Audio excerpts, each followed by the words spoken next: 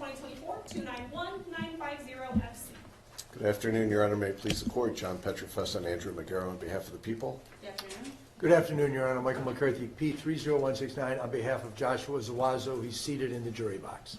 I'll have Michelle Lofton on behalf of Carlos Hernandez, who is seated in the jury box as well. All right, good afternoon to all of you. Date and time for sentencing. I have had an opportunity to review the pre-sentence report. Is there any additions, deletions, or corrections as it pertains to Mr. Zawazo?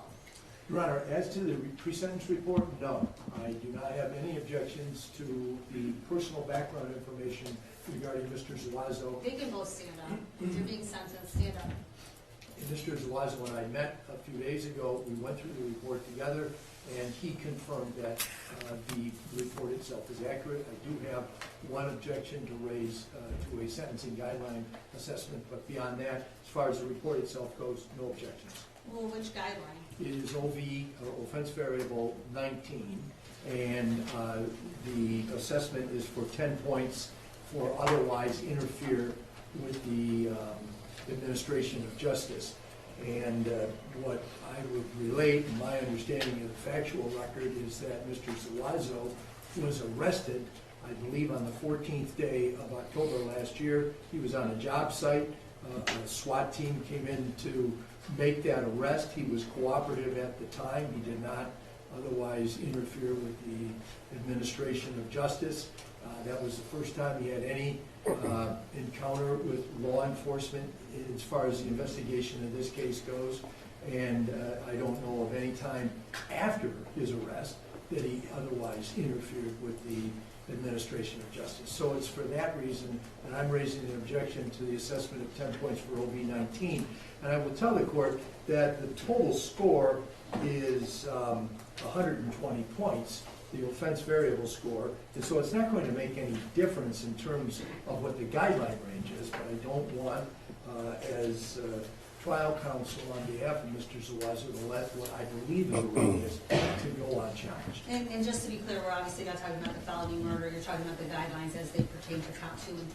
That's correct. Okay, what's the people's position? Your Honor, the people believe that it's properly scored. The fact that the Sheriff's Office very efficiently tracked down the defendant and had him arrested at his house doesn't negate what he did between the murder and his arrest, which was the fact that he tried to get rid of the evidence. In fact, Defendant Hernandez had some of his evidence in his possession. He also was involved in having the vehicle that had been used in that part of the arson of that, and also the fact that the charge itself for those 2 counts does say that it was in perpetration of escaping the conviction of getting away from flight with a felony. So it's actually built into the charge. My recollection is that the defendant Zawazo went about his normal life after having committed the offense, that he went to work and it was an attempt to pretend or act as if none of this had occurred. So I do think that the OB is properly scored and that he did obstruct justice but by not cooperating and participating in that aftermath of this murder. Anything else? No, that is... Judge, regarding Mr. Zawazo, before we leave him to talk about Mr. Hernandez, we have to address the habitual offender notice, Okay. which was properly given. People believe that all 3 of those convictions are referenced in the PSI. I believe the defendant acknowledged the PSI was correct. The first one, the habitual regarding a prior conviction for a prisoner possessing a weapon that occurred in the year 2015. That's referenced in the PSI as number 6 of 7. The second prior conviction, which was an armed robbery conviction out of 2010, was also referenced in the PSI as number 5 of 7. And the third prior conviction for a felony receiving, concealing stolen property of a motor vehicle out of 2005 is reference number 4 out of 7. I do think the court needs to take notice of that. For the record, it does affect the guidelines. And you agree that that's accurate, Mr. McCarthy? Yes, Your Honor. All right, the court is going to take Mr. notice. Zawazo confirmed all of those convictions when we went through the report this past Saturday. Okay, all right, the court's going to take notice of the defendant is in fact being sentenced as a habitual 4. Thank you, Judge. All right, Ms. Lofton, any changes on behalf of defendant Hernandez? Nothing to the report, but I do have 2 separate guideline issues that I'd like to address. Okay, go ahead. OV1, this is in conviction count 2 of 3, so the unlawful imprisonment. OV1 is currently scored at 10 points. OV1 is aggravated use of a weapon. 10 points should be scored if the victim was touched by any other type of weapon. In all of the testimony that was presented, I don't believe that it was proven or even mentioned that a weapon was used. If we are to believe that this assault took place by fists, I say that it absolutely should not be scored. He wasn't touched by a weapon. Mr. Hernandez is not charged with any offenses relating to a weapon, so I don't believe it's properly scored. OV2 also piggybacks on that same line of thinking. OV2 is lethal potential of weapon possessed or used.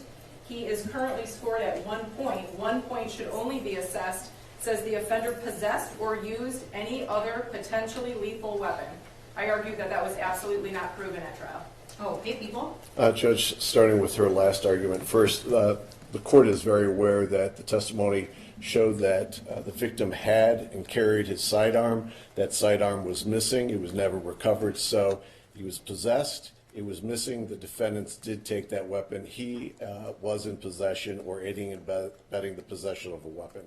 So I think that is just logically consistent. And I think the court did hear that. Does the weapon have to be used in the course of the crime? One is the possession of it, correct, and then for her first argument, you heard the testimony of both the first responders who described the scene and initially thought that it was gunshots. That's how horrific the scene was to them. And then you heard the medical examiner's testimony talking about the blunt force trauma, indicating that a weapon was also consistent with being used in that. There was also the weights that were found right next to him that had lots of blood on it. I believe that you could find from the preponderance of the evidence presented that that's properly scored.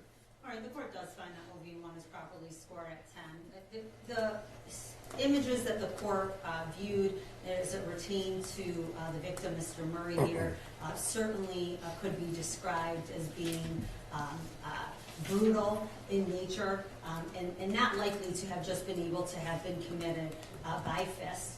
So there were items within that basement that could have been used as a weapon. So the court does think OV1 is properly scored at 10. And conversely, OV2 is properly scored at 1. Defense's objections are noted for the record. All right, any other changes as it pertains to the PSI for Defendant Hernandez? No, Your Honor. Okay, we're going to get to allocution. Judge, I hate to interrupt, but again, for the habitual offender notice for Mr. Hernandez, I believe it needs to be acknowledged on the record regarding the habitual that has been filed. He has 3 prior convictions for felonies, 1 in 2012 for prisoner or attempted possession of a weapon. That's number 5 of 7 in the PSI. A 2006 conviction, 3rd degree criminal sexual conduct. That's listed as number 3 of 7 in the PSI. And a prior conviction for felon in possession of a firearm in 2006. That's listed as number 4 of 7 in the PSI.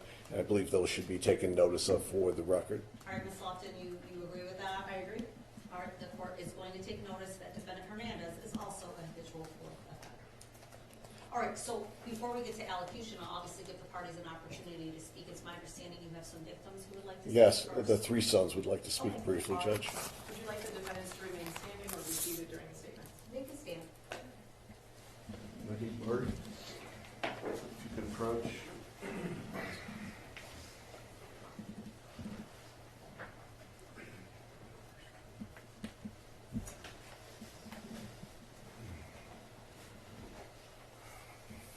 Could state your name for the record, please? Definitely. Mohit Murray.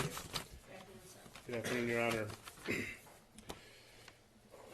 I have a lot on my heart that I could say to you. My brothers are going to speak as well, so to be mindful of the court's time, I'm just going to read a short poem that my mother wrote to express her feelings about this, and my brothers will speak on my behalf as well. They have stolen my sunshine. They have stolen my happiness. They have stolen my reason for living. They have stolen the love of my life. The world is darker now without the love of my life, without my companion of 54 years. The plans we made will never come true. The sadness and tears will never end. I want to scream. I want to yell. I want to throw things against the wall. But all I can do is keep it inside for the rest of my life. Thank you.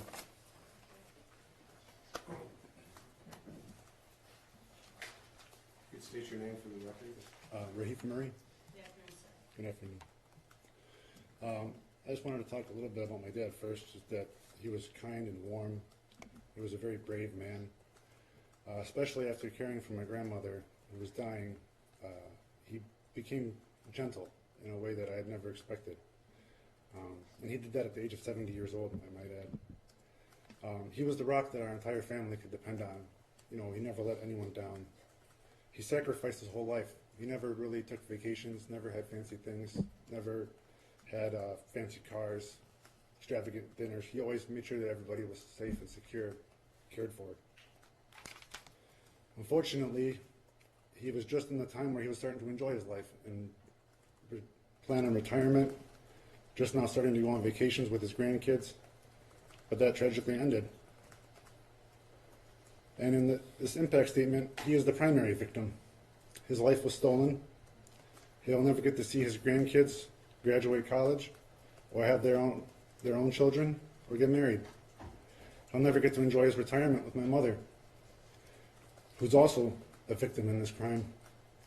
She has had to endure trauma, a loss I cannot even imagine, losing someone that you've been married to for that long, dedicated and lovingly. Also, I can't imagine the way she feels the violation of the sanctity of her home, some place where you're supposed to feel refuge and safe. I hope that she has that feeling, because I don't know if I would ever have it again. She'll never get to see his warm smiling face or his warm embrace. We will never have the safety of knowing that he has had our back because he's no longer with us. My family has had a significant impact emotionally. We have suffered, school has suffered from depression. My daughter has had trouble making friends. I have had severe depression. My father was my hero, and I couldn't get the idea of his murder out of my head whenever I would remember him. And that is something that I will never forgive the defendants for, because anytime I remember any of these warm, wonderful things about my father, I also think about his last moments of terror, thinking that my mother is going to die as well. I will never forget that. And I hope that the court takes that into its determination today. In my broader family, everyone has been devastated.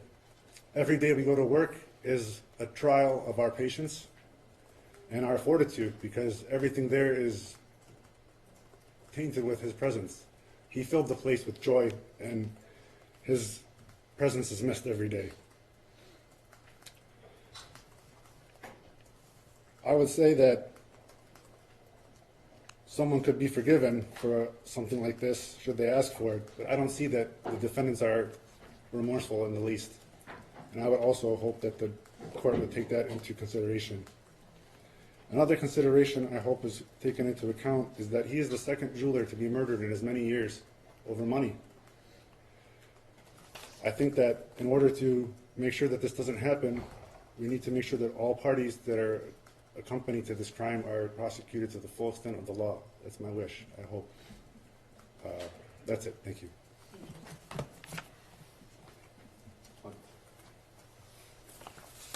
State your name for the record. Thank you, Your Honor. Abdu Murray, the eldest son. I'm Abdu Hussein Murray, the eldest son of Hussein Abdu Murray and Linda Murray. Your Honor, you've heard enough statements of the way crime has shattered families to last you a lifetime. It's part of the burden you bear as a public servant. It's a burden I am grateful you had the fortitude to bear for us. Sentencing is a time when we imperfect vessels of justice try to fit the sentence with the crime, with the consequences with the sin. And that's what's happened here. It really is sin.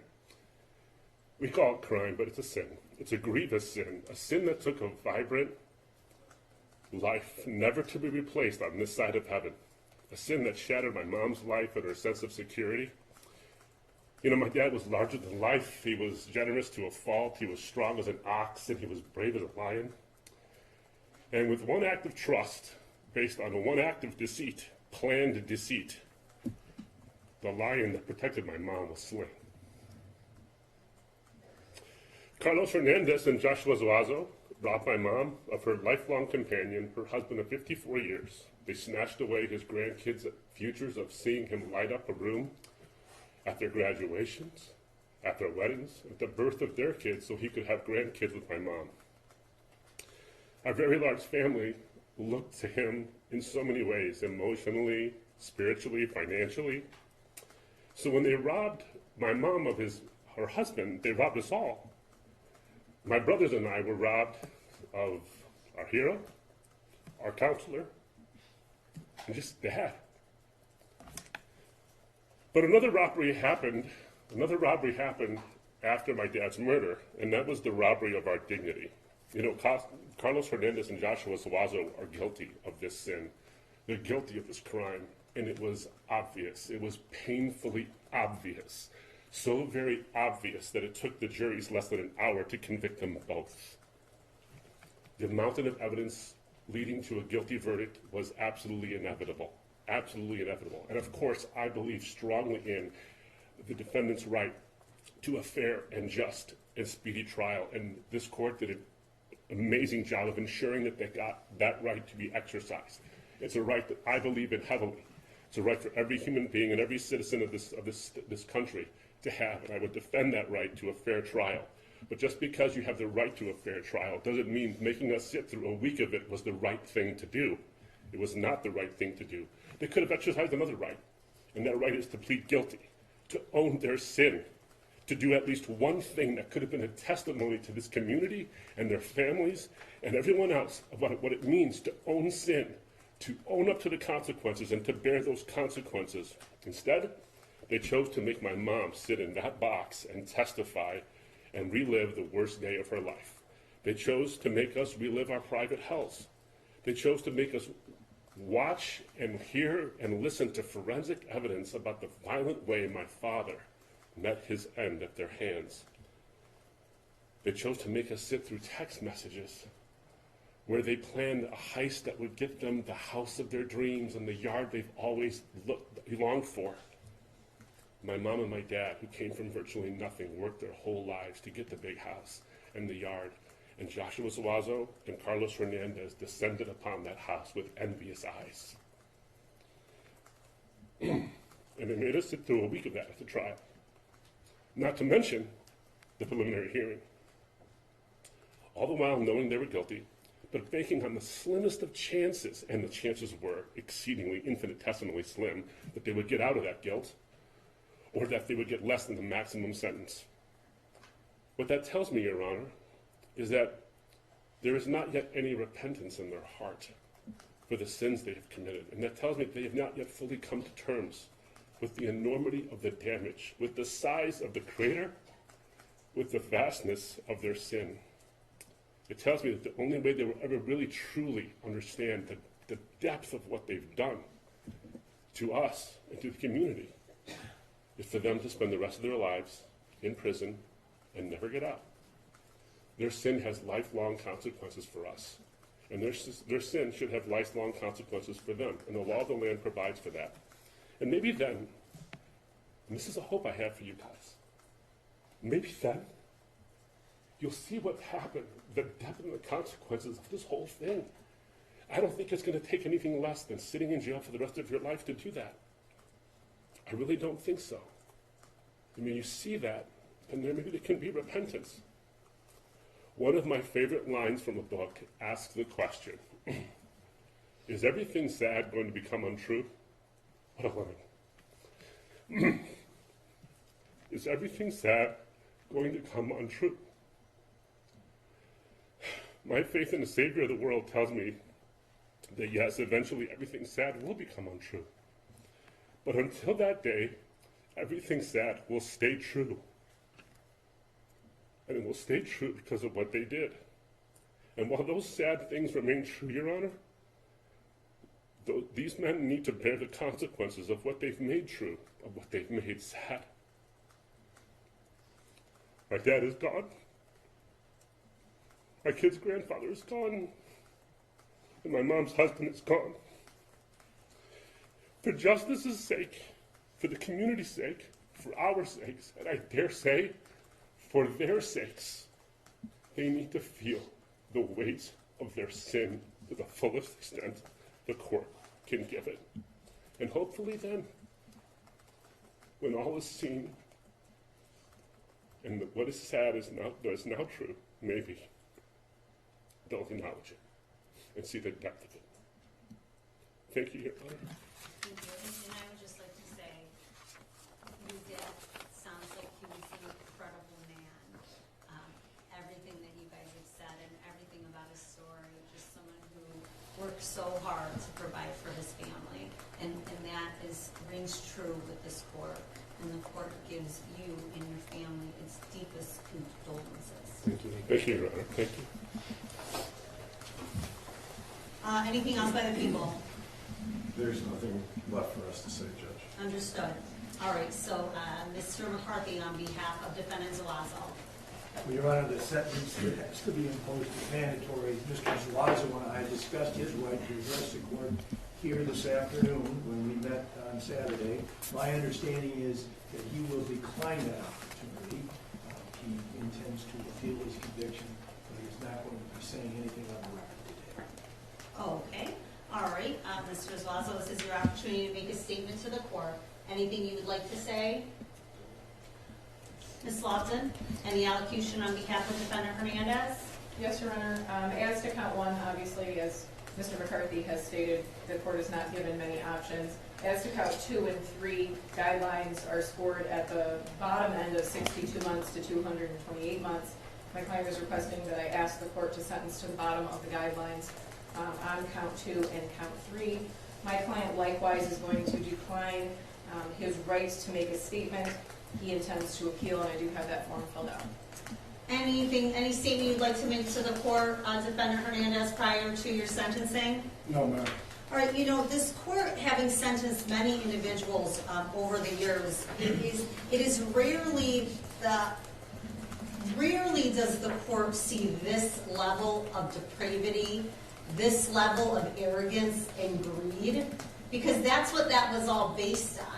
You could care less about a man's life in order for you to fulfill the fantasy of the life that you wanted.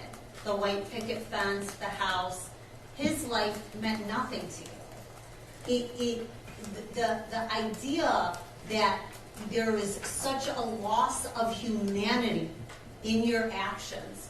You go to his home the evening before. He looks at you eye to eye, and he's kind. Most people would not be kind at 10 o'clock in the evening. That doesn't stop you. That just alters your plan to go back the next day. And you go back the next day with the intent to deceive and invade. And every single step you could have taken to change that at that point, when you walked in that house, every step on your way to that basement, on your way down with him, you could have said, okay, enough is enough. It's gone too far. But you couldn't, because it's a cowardice act. Because that's exactly what you are. It is pathetic. Your actions are absolutely pathetic. You thought you came up with this brilliant plan. You boasted about it in messages, that you had it all figured out. There's signs, there's timing. You got it all figured out. What you didn't realize was every single thing that you did, every little pathetic cowardice act that you did, led to a trail of evidence that ended up being copious amounts of evidence that led in very quick convictions with 2 separate juries. None of us know exactly what happened in the basement when you 2 went down. Obviously, we didn't have a video to be able to see it. We see the aftermath of what happens when you go down there. But I am certain that Mr. Murray fought you with the courage of a man who spent his life protecting his home and his family. And I hope whatever those last words he said to you, or whatever that last moment that he looked at you, haunts you for the rest of your life. Because you see, one breath of Mr. Murray's life doesn't amount to 1 ounce of your dignity or worth. He was a loyal man. He was a hard-working man. How dare you? It is the sentence of the court as to defendant Zawazo, as to count 1, homicide, felony murder, habitual, for the defendant served his natural life in the Michigan Department of Corrections without the possibility of parole. As to count 2 and 3, it's unlawful imprisonment as a habitual 4. It is the sentence of the court, the defendant served 228 days to 80 years in the Michigan Department of Corrections with the 421 days of credit. Restitution is $2,819. The state cost is $204. Crime victim rate is $130. You have an absolute right to file an appeal with the Michigan Court of Appeals. If you can't afford an attorney, the court would appoint one for you. You have 42 days to make that request. As to Judge, may I interject? Sure. You indicated 228 days. 220 months. That's what I thought. Thank you. Thank you. As to defendant Hernandez, this is case number 2024-291945. As to count 1, it is the sentence of the court that defendant served his natural life in the Michigan Department of Corrections without the possibility of parole.